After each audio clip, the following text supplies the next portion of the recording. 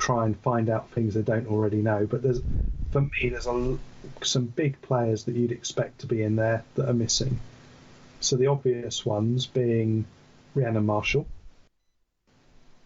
who, even if she has been playing out of position, playing at half and hooker even, but even then, she should be. It looks as a squad light on forwards. Surely you put her in the front row, for no question. Amy Johnson of Leeds is missing. She's a big miss for me. Isn't she injured? She played yesterday. Oh right, I thought she'd been injured. I did go and do some research on this one. Yeah. Just check, because I thought she'd played a couple of weeks ago, so I went and checked the team list, and she was listed as playing yesterday. A couple of other, Tamsin Renoff's another one who you would have expected to be in there. Sinead Peach. Yeah. I would have expected as a backup hooker, or potentially even a start. Potentially to start a hooker. I agree. I think she's a very strong player. Give her some game time and see if she can start. You kind of know what Tara James can do. Do you start her and try her? And then the Wigan two of Becky Greenfield and Rachel Thompson. That seems odd that they're missing. I think it's odd that Becky Greenfield's missing because she's outstanding so far this season. She was by reports very good at the weekend as well. Not that we got to see it because they've moved the R-League games, the Twitch games, to a Monday night when our recordings are happening. But you've got Caitlin Beavers and Tara Stanley in there already, and it's like all three of them are probably good enough to play internationally at fullback, but he's made his call that those two are in front of Becky Greenfield. Whether that's right or wrong, that's the call he's made, and he obviously wants to pick wingers to play on the wings. Even though Fran Goldthorpe's playing in the centres at the moment, isn't she? But she'll be playing on the wing, you would think, when it comes to World Cup time, and no one can argue her place in the squad.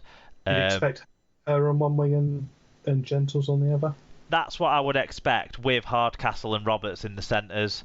I'd personally probably go with Tara Stanley at fullback, but then Beavers offers some pace that you don't necessarily get from Stanley, so maybe Beavers might be a wing option. It's a little bit light in the halfbacks. I don't necessarily think Beth Start has done enough for me to be ahead of Rachel Thompson in that conversation. But maybe we'll see anyway. It be a case of Georgia Roach being partnered by Jodie Cunningham. In any case, I think Roach will benefit from having an experienced guiding hand alongside her, though, because then Roach can do some of the more at the line reactive stuff that she's very good at. The Wigan player that I think I'm possibly as surprised as any of missing out is Vanessa Temple, but then she's missing out as well as Tamsin Renoff missing out. You're talking other back rowers that are missing out there, but you kind of go back to some of the players that are selected. Now, Paige Travis probably could fit into those positions, couldn't she? I think she's probably one of the more questionable picks for me in the squad. But you're going to have still Emily Rudge, Vicky Molyneux, who absolutely deserved her place back in this side because she's been so good for the last... Well, in 2019 she was very good, and this year... she should be starting forward. Yeah, definitely. She's actually the more natural pick, at least. For like I said before, I think it's the front row. It's where it feels a little light. You've got Chantal Kroll, who's played into that position this year, but it's still and you'll have Grace Field, obviously, who's done very well. Nailed on. But it's the bench replacements. You'd expect you'd want to have two front rows on the bench. I don't really know where you're getting that from. Yeah. When you've got two skinny speed machines in the backs, that in Caitlin Beavers and Georgia Wilson, that are probably going to be the players that miss out on the day. Yeah. And then there are lots of players injured. I think if from a World Cup perspective, hopefully Danielle Anderson will be back in the forward mix. It's a long shot, I think, for her, but fitness wise. And then you unfortunately it looks like Faye Gaskin. It's probably No, she's done. She's going to be done. Sadly. It doesn't look like we're going to get Charlotte Booth back either through injury or being able to come back into this country. It almost lacked a bit of imagination, the squad, for me. I think there's other players out there that have done very well that could have made this squad. Potentially the winger at Leeds, Tara Moxon. Well, you've got like Michelle Davis as well at Warrington, who I don't think has gone backwards. She's just in a worse, surrounded by worse players, but she's not a bad player still herself. I don't think. And even the hooker Orla McCallion from Leeds. I mean, if she's England qualified, I'd almost be tempted to try her because she looks very lively. And again, it feels like it's safe to pick St Helens players, so we'll pick St Helens players. I think it's the same thing I unfortunately I've banged on about a few times, which is this distribution of talent across the league just isn't even. It doesn't help us, and I think unfortunately that is what's going to mean we are going to come probably fourth in terms of the end of the year, because I just don't think we're anywhere enough quality to beat one of the Southern Hemisphere nations, yet alone beat all three of them. Yeah, but having said that, we've just gone through loads of players who could be in this squad, and really there's only maybe one or two players that we're wondering, are they ahead of those players? So we've still got a strong squad here. I think we should be positive.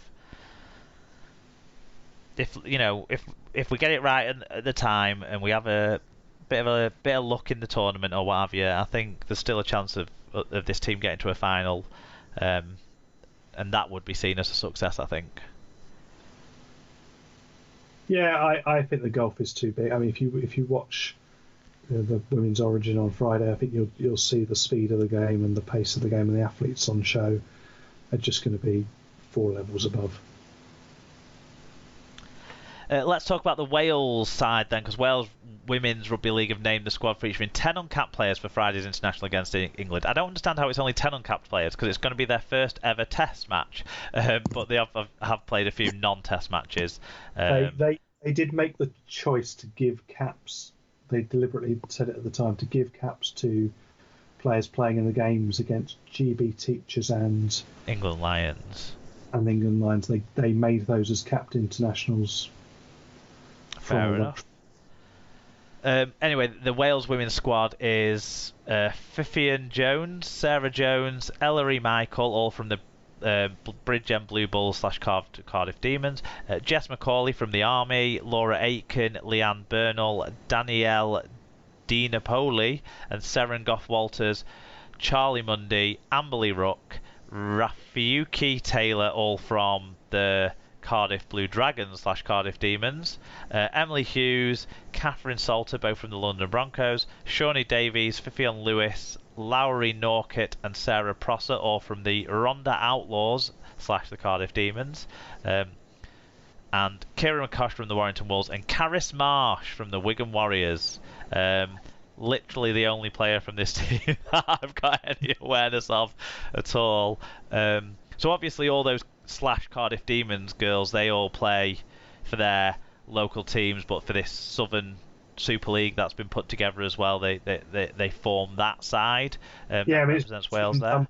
By the WRL to try and get some of those players combination time and get them playing together as a squad, get as many of the Welsh squad into that side as can. Obviously, there's some that are from further north, so it's harder for them to get there or play at other clubs such as or the Army, or so some that won't be in that. But I think one to watch particularly is the back rower. I think she'll be playing Lauren Aiken. I've seen a little bit of her in the previous international I watched, and she's definitely got some skills and determination. So I think she could well be quite interesting to watch on the night. Yeah, I think Caris Marsh is having a really good season for Wigan at hooker. So we'll that's a player that England will have to watch out for as well, of course. The Wales wheelchair squad's been announced for the game against England on Saturday as well. Richard Carver from the Argonauts, Alan Carron, Andrew Higgins and Gary Priest, all from the Hereford Harriers, Jodie Ann Boyd-Ward from Leeds, Stephen Halsey, Harry Jones, Lucy Roberts, Scott Trigg-Turner, Gary Taylor and Mark Williams, all from the North Wales Crusaders, make up that squad.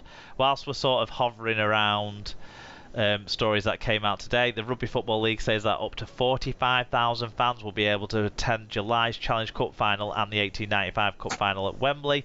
The events on Saturday the 17th of July have been included in the government's events research programme and will be exempt from COVID-19 restrictions. The likelihood is it's going to be like the Edgbaston Test match, where people will need to have a negative test result within 48 hours of the event, or both shots of the vaccine.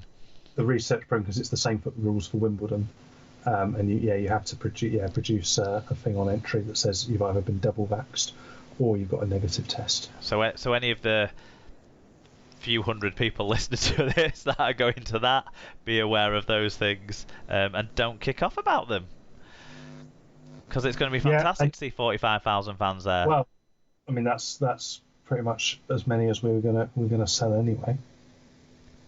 We weren't going to sell much more than that, so that'll be pretty much full. Yeah, but it's as full as we'd get it. So sounds good. I mean, I'm going to my first ever Challenge Cup final. Now it's finally been moved from August, so I'm looking forward to it, and I can walk there even better. Good stuff. Jamaica have announced a sort of train-on squad for the World Cup, so we'll just run through that kind of without much comment. So Greg Johnson from Batley, David Foggin Johnson from Bradford, Jordan Turner from Cass, Kevin Thomas from the CMU Spartans. Who are they? Don't know. They are a team in Jamaica. Okay. Kadeem Williams from Coventry, John McGrin and Keenan Tomlinson from Dewsbury, Danny Bravo and Ross Peltier from Doncaster, Danny Thomas from Dewsbury Celtic, Andre McFarlane, Andrew Simpson, Fabian Turner, Jensen Morris, Kenneth Walker, Kamisi McCain, Marvin Thompson, Owen Linton, Ronaldo Wade and Ryan Gant from the Duhaney Park Red Sharks, James Woodburn Hall from Halifax, Shavon Bailey. Now there's the name. That's the best name, isn't it? Shavon from the GC Lions, Ash Golding and Mike Lawrence from Huddersfield, Louis Johnson from Hawkeyer, Aaron Jones Bishop, Alex Brown, Jordan Andrade, Jamel Coleman and Zach Braham from Hunslet, Mo Agoro from Keighley, Adrian Hall and Akeem Murray from the Liguania Dragons, Jacob Ogden from London, Abivia McDonald, Jerome Yates, Lamont Bryan, Malachi Lloyd-Jones and Amari Caro from the London Scholars, Joe Brown from Workington, Dom Young from the Newcastle Knights. They have an NRL player in their squad. Chris Ball, Isaac Farrell and Joe Farrell from Sheffield, Nico Roselli from Saints, Lloyd White from Toulouse, Alex Young from Workington, Ben Jones Bishop from York, and Mason Caton Brown and Tyranny Rowe, who are both unattached. It's not just England, Tim. Well, that's weird because I've seen Mason Caton Brown play for Scholars, so is he? Well, it says he's unattached here, but maybe he's not.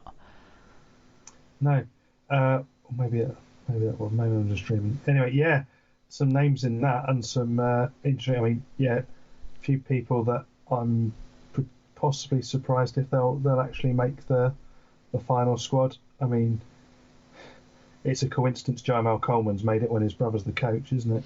Have they set up a situation where a certain amount of guys who play on the island will make the final squad? Have they agreed a sort of quota of that for the Jamaica squad?